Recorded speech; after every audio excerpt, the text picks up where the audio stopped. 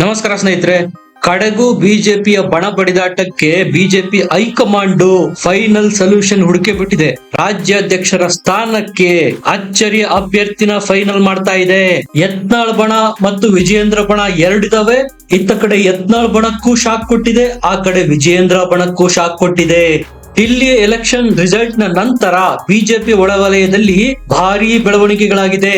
ಈಗಿನ ಸುದ್ದಿ ಸರಿಯಾಗಿದ್ದೇ ಆದರೆ ಬಿ.ವೈ. ವಿಜಯೇಂದ್ರಗೆ ಇದು ಹಿನ್ನಡೆ ಅಂತ ಹೇಳಲಾಗ್ತಾ ಇದೆ. ಕೇವಲ ವಿಜಯೇಂದ್ರ ಅವರಲ್ಲ, ಅವರ ವಿರೋಧಿ ಪಾಳೆಯದ ಮತ್ತೊಬ್ಬ ನಾಯಕನ ತಲೆದಂಡ ಸಹ ಆಗ್ತಾ ಇದೆ. 1.5-2 ವರ್ಷದಿಂದ ಬಿಜೆಪಿನಲ್ಲಿ ಬಂಡಾಯ ಭುಗಿಲೆದ್ದಿತ್ತು. ಯಾರ ಮಾತಿಗೂ ಬಂಡಾಯಗಾರರು ಸೊಪ್ಪು ಆಗ್ತಾ ಇರಲಿಲ್ಲ. ಇವರ ಮೇಲೆ ಅವರು ಕೆಸರೆರಚಾಟ ಮಾಡೋದು, ಅವರ ಮೇಲೆ ಇವರು ಕೆಸರೆರಚಾಟ ಮಾಡೋದು. ಇವರೇನು ವಿರೋಧ ಪಕ್ಷದಲ್ಲಿದ್ದಾರಾ ಅಥವಾ ಪಕ್ಷದಲ್ಲೇ ವಿರೋಧ ಮಾಡ್ಕೊಂಡಿದಾರಾ ಅನ್ನುವಷ್ಟರ ಮಟ್ಟಿಗೆ ಕನ್ಫ್ಯೂಷನ್ಸ್ ಇತ್ತು ಬಿಜೆಪಿನಲ್ಲಿ.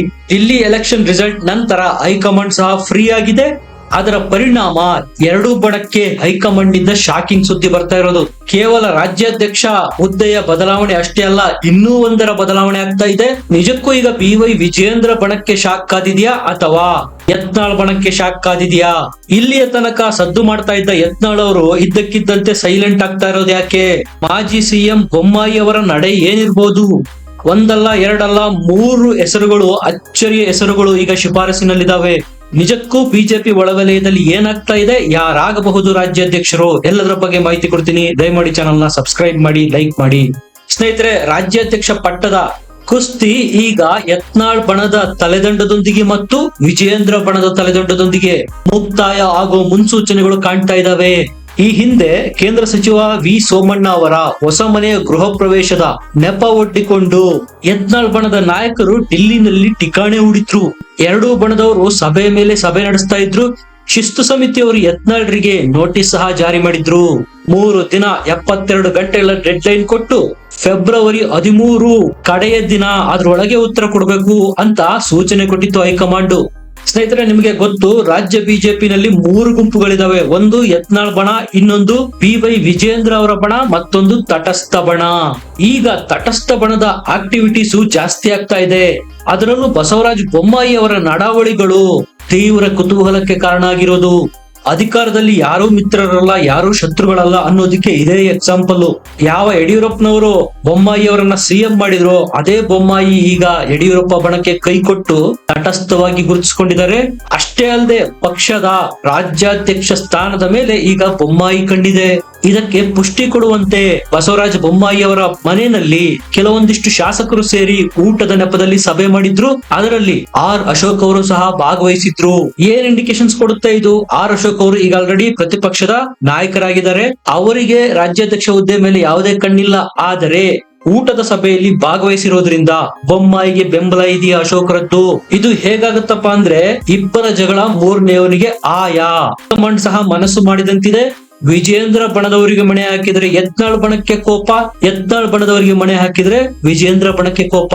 ಇಬ್ಬರ ಗುಂಪಿನಲ್ಲೂ ಇಲ್ಲದೆ ಇರ್ತಕ್ಕಂತಹ 3ನೇ ತಟಸ್ಥ ಗುಂಪಿನಿಂದ ಕ್ಯಾಂಡಿಡೇಟ್ ನ ಎಕ್ಕಿ ತೆಗೆದು ಅಧ್ಯಕ್ಷರನ್ನಾಗಿ ಮಾಡೋದಕ್ಕೆ ಹೊರಟಿದೆ ಬಿಜೆಪಿ ಹೈಕಮಾಂಡ್. ಈಗಾಗಲೇ ವಿಜಯೇಂದ್ರ ಅವರು ಪತ್ರಿಕಾಗೋಷ್ಠಿನಲ್ಲಿ ಬಿಜೆಪಿಯ ಹಿರಿಯ ನಾಯಕರು ಯತ್ನಾಳ್ ಅವರು ಯಡಿಯೂರಪ್ಪನವರ ವಿರುದ್ಧ ಮಾತಾಡಿದಾಗ ಯಾವುದೇ ರಿಯಾಕ್ಷನ್ ಕೊಟ್ಟಿರಲಿಲ್ಲ. ಅದರ ಬಗ್ಗೆ ಬೇಸರ ವ್ಯಕ್ತಪಡಿಸಿದ್ರು. ಯಾರಾಗಿದ್ರು ಗೊತ್ತಾ ಹಿರಿಯ ನಾಯಕರು? ಆರ್ ಅಶೋಕ್ ಮತ್ತು ಬಸವರಾಜ ಬೊಮ್ಮಾಯಿ. ಈ ಅಸಮಾಧಾನ ಸುಮ್ನೆ ಹೊರಗೆ ಬಂದಿದ್ದ? ಖಂಡಿತ ಅದಕ್ಕೆ ಕಾರಣ ಇದೆ. ಅದು ಬೇರೇನೂ ಅಲ್ಲ, ಬಸವರಾಜ ಬೊಮ್ಮಾಯಿ ಅವರು ಕರ್ನಾಟಕ ಬಿಜೆಪಿಯ ರಾಜ್ಯಾಧ್ಯಕ್ಷ ಸ್ಥಾನಕ್ಕೆ ಇನ್ನಿಲ್ಲದಂತೆ ತಟಸ್ಥ ಬಣದಿಂದ ಪ್ರಯತ್ನ ಮಾಡ್ತಾ ಇರೋದು. ಈಗಲೂ ಬಿಜೆಪಿಯ ಕರ್ನಾಟಕದ ಮೂಲಗಳ ಪ್ರಕಾರ ಬಿ.ವೈ. ವಿಜಯೇಂದ್ರ ಅವರನ್ನು ಅಧ್ಯಕ್ಷ ಹುದ್ದೆಯಿಂದ ಇಳಿಸೋದು ಅಷ್ಟು ಸುಲಭ ಅಲ್ಲ. ಆದ್ರೂ ಚಾನ್ಸಸ್ 50-50 ಇದೆ ಅಂತಾನೆ ಹೇಳ್ತಾ ಇವೆ ಡೆಲ್ಲಿ ಮೂಲಗಳು. ಅದು ಯಾವಾಗ? ಡೆಲ್ಲಿ ಎಲೆಕ್ಷನ್ ರಿಸಲ್ಟ್ ಬಂದ ನಂತರ. ಸಹಜವಾಗಿ ಹೈಕಮಾಂಡ್ ಸ್ಟ್ರಾಂಗ್ ಆಗ್ತಾ ಬರ್ತಾ ಇದೆ. ದಿನದಿಂದ ದಿನಕ್ಕೆ ಕಠಿಣಾತಿ ಕಠಿಣ ನಿರ್ಧಾರಗಳನ್ನು ತೆಗೆದುಕೊಳ್ಳುವ ಪರಿಸ್ಥಿತಿನಲ್ಲಿ ಈಗ ಬಿಜೆಪಿ ಹೈಕಮಾಂಡ್ ಇದೆ. ಆದ್ರೂ ಎಲ್ಲೋ ಒಂದ್ ಕಡೆ ಯಡಿಯೂರಪ್ಪನವರಿಂದಾಗಿ ಅಳುಕಿರೋದಂತೂ ಸ್ಪಷ್ಟ. ಇನ್ನು ಒಂದು ಮುರುಗೇಶ್ ನಿರಾಣಿ ಅವರ ಹೆಸರು ಸಹ ರಾಜ್ಯಾಧ್ಯಕ್ಷ ಹುದ್ದೆಗೆ ಕೇಳಿ ಬರ್ತಾ ಇದೆ. ಆದ್ರೆ ಅದು ಬೊಮ್ಮಾಯಿ ಅವರಷ್ಟು ಸ್ಟ್ರಾಂಗ್ ಆಗಿ ಕೇಳಿ ಬರ್ತಾ ಇಲ್ಲ. ಇಷ್ಟು ದಿವಸ ಇಲ್ಲದೆ ಇದ್ದಂತಹ ನ್ಯೂಟ್ರಲ್ ತಟಸ್ಥ ಬಣ ಈಗ ಆಕ್ಟಿವ್ ಆಗಿದೆ. ಅದರಲ್ಲಿ ಸಿ.ಟಿ. ರವಿ, ಆರ್ ಅಶೋಕ್ ಅವರು, ಸುಧಾಕರ್ ಅವರು, ಆರ್ ಅಶೋಕ್ ಅವರು ಮುಂತಾದವರು ಸೇರಿ ಸಭೆಗಳ ಮೇಲೆ ಸಭೆಗಳನ್ನು ಮಾಡ್ತಾ ಇದ್ದಾರೆ. ಇವರಲ್ಲಿ ಲಿಂಗಾಯತ ನಾಯಕರು ಅಂದ್ರೆ ಅದು ಬಸವರಾಜ ಬೊಮ್ಮಾಯಿ ಅವರು. ಮೇಲಾಗಿ ಅವರು ಸಂಸದರು, ಡೆಲ್ಲಿನಲ್ಲಿರೋರು, ಹೈಕಮಾಂಡ್ ಗೆ ಹತ್ತಿರದಲ್ಲಿರೋರು, ಹೈಕಮಾಂಡ್ ಹೇಳಿದಂತೆ ಕೇಳೋರು ಕೂಡ. ಬೊಮ್ಮಾಯಿ ಅವರಿಗೆ ಕೇಂದ್ರದಲ್ಲಿ ಸಚಿವ ಸ್ಥಾನ ಸಿಕ್ಕಿಲ್ಲ. ಈ ಮೂಲಕ ಅವರನ್ನು ಸಮಾಧಾನ ಪಡಿಸುವ ತಂತ್ರ ಕೂಡ ಇದೆ. ಇನ್ನು ಒಂದ್ ಹೆಜ್ಜೆ ಮುಂದೆ ಹೋಗಿ ಆರ್ ಅಶೋಕ್ ಅವರು ಮತ್ತು ಬೊಮ್ಮಾಯಿ ಅವರು ಗುಪ್ತಾಗಿ RSS ನಾಯಕರನ್ನ ಭೇಟಿ ಮಾಡಿದ್ದಾರೆ. ಸಹಜವಾಗಿ ನಿಮ್ಗೆ ಗೊತ್ತೇ ಇದೆ ಬಿಜೆಪಿಯಲ್ಲಿ RSS ನ ಬಲ ಏನು ಅಂತ. ಅಧ್ಯಕ್ಷ ಹುದ್ದೆಗೆ ಈಗ ಚುನಾವಣೆ ನಡೀತಾ ಇರ್ತಕ್ಕಂಥ ಸಂದರ್ಭದಲ್ಲೇ RSS ನಾಯಕರನ್ನು ಯಾಕೆ ಭೇಟಿ ಮಾಡಿದ್ರು? ಇದು ವಿಜೇಂದ್ರ ಬಣವನ್ನು ಕಂಗೆಡಿಸಿದೆ. RSS ಜೊತೆಗಿನ ಈ ಬೊಮ್ಮಾಯಿ ಅವರ ಭೇಟಿಯ ವೇಳೆ BY ವಿಜೇಂದ್ರ ವಿರುದ್ಧನೇ ದೂರು ಕೊಟ್ಟಿದ್ದಾರೆ ಅಂತ ಹೇಳಲಾಗ್ತಾ ಇದೆ. ಅವರು 3 ಜನರ ಹೆಸರನ್ನು ಸೂಚಿಸಿದಾರಂತೆ. ಅದರಲ್ಲಿ ವಿ ಸೋಮಣ್ಣ ಅವರ ಹೆಸರು ಸ್ಟ್ರಾಂಗ್ ಆಗಿ ಕೇಳಿ ಬರ್ತಾ ಇದೆ. ವಿ ಸೋಮಣ್ಣನೇ ಯಾಕೆ ಅಂದ್ರೆ ಅವರು BY ವಿಜೇಂದ್ರ ಬಣದಲ್ಲೂ ಗುರುತಿಸಿಕೊಳ್ಳಲ್ಲ, ಯತ್ನಾಳ್ ಬಣದಲ್ಲೂ ಗುರುತಿಸಿಕೊಳ್ಳೋದಿಲ್ಲ, ನ್ಯೂಟ್ರಲ್ ಆಗಿರುವ ವ್ಯಕ್ತಿ. ಒಕ್ಕಲಿಗ ಸಮುದಾಯಕ್ಕೇನಾದ್ರೂ ಬಿಜೆಪಿಯ ರಾಜ್ಯಾಧ್ಯಕ್ಷ ಪಟ್ಟ ಕಟ್ಟೋದಾದ್ರೆ ಆರ್ ಅಶೋಕ್ರನ್ನ ಮಾಡಿ ಅಂತ ಬೊಮ್ಮಾಯಿ ಅವರು ಹೇಳಿದಾರಂತೆ. ಆದ್ರೆ ಆರ್ ಅಶೋಕ್ ರವರಿಗೆ ಇಷ್ಟ ಇಲ್ಲ. ಅವರು ಈಗಾಗಲೇ ಪ್ರತಿಪಕ್ಷದ ನಾಯಕರಾಗಿದ್ದಾರೆ. ಹಾಗಾದ್ರೆ ಮತ್ಯಾರು?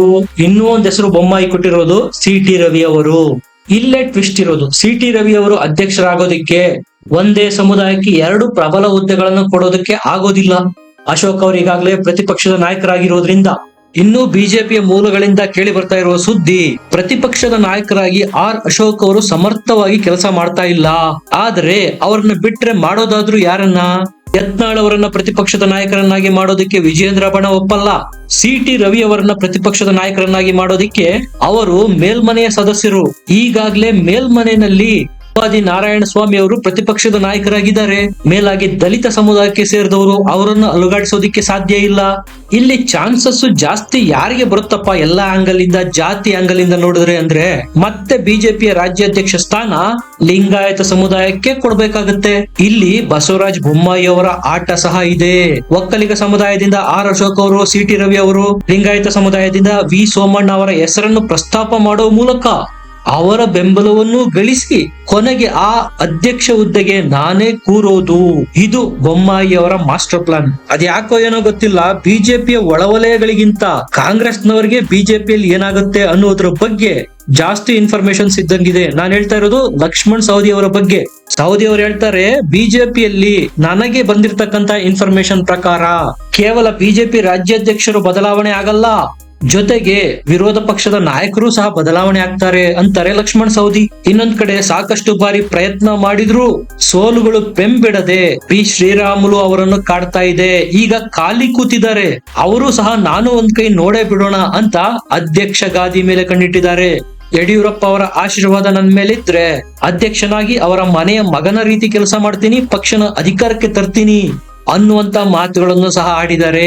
ಒಂದಂತೂ ಸ್ಪಷ್ಟ, ಅಧ್ಯಕ್ಷ ಗಾದಿಗೆ ಅಭ್ಯರ್ಥಿಗಳ ಸಂಖ್ಯೆ ಜಾಸ್ತಿ ಆಗುವುದರ ಜೊತೆಗೆ ಎಲ್ಲೋ ಒಂದ್ ಕಡೆ BY ವಿಜೇಂದ್ರ ಅವರ ವಿರೋಧಿ ಬಣದ ಸಂಖ್ಯೆನೂ ಸಹ ಜಾಸ್ತಿ ಆಗ್ತಾ ಇದೆಯಾ? ಎಲ್ಲಿಯವರೆಗೂ ಅದು BY ವಿಜೇಂದ್ರ ಬಣ ಮತ್ತು ಯತ್ನಾಳ್ ಬಣ ಆಗಿತ್ತು ಅಲ್ಲಿಯವರೆಗೂ BY ವಿಜೇಂದ್ರ ಅವರೇ ಸ್ಟ್ರಾಂಗ್ ಆಗಿ ಕಾಣ್ತಾ ಇದ್ರು. ಯಾವಾಗ ತಟಸ್ಥ ಬಣ ಅಂತ ಮತ್ತೊಂದು ಉದ್ಭವ ಆಯ್ತು, ಅದರಲ್ಲೂ ತಟಸ್ಥ ಬಣದವರು ತಟಸ್ಥವಾಗಿರದೆ ಯತ್ನಾಳ್ ಬಣದವರಿಗಿಂತ ಆಕ್ಟಿವ್ ಆಗೋದಕ್ಕೆ ಯಾವಾಗ ಶುರು ಮಾಡಿದ್ರು ಅಲ್ಲಿಂದ ಶುರುವಾಯ್ತು ವಿಜೇಂದ್ರ ಅವರಿಗೆ ಹಿನ್ನಡೆ. ಮೊದಲೆಲ್ಲ ಯತ್ನಾಳ್ ಬಣ ಸಭೆಗಳ ಮೇಲೆ ಸಭೆಗಳನ್ನ ಮಾಡ್ತಾ ಇದ್ರೆ ಈಗ ಆ ಕೆಲಸನ ತಟಸ್ಥ ಬಣ ಮಾಡ್ತಾ ಇದೆ. ಅದಕ್ಕೆ ನೇತೃತ್ವ ವಹಿಸ್ತಾ ಇರೋರು ಬಸವರಾಜ ಬೊಮ್ಮಾಯಿ ಅವರು. ಇದರ ಬಗ್ಗೆ ನಿಮ್ಗೇನನ್ಸುತ್ತೆ? ಯಾರಾಗಬಹುದು ರಾಜ್ಯಾಧ್ಯಕ್ಷರು? ಕಮೆಂಟ್ ಮಾಡಿ, ಲೈಕ್ ಮಾಡಿ, ಚಾನೆಲ್ ನ ಸಬ್ಸ್ಕ್ರೈಬ್ ಮಾಡಿ. ಮತ್ತೆ ಸಿಗೋಣ. ನಮಸ್ಕಾರ.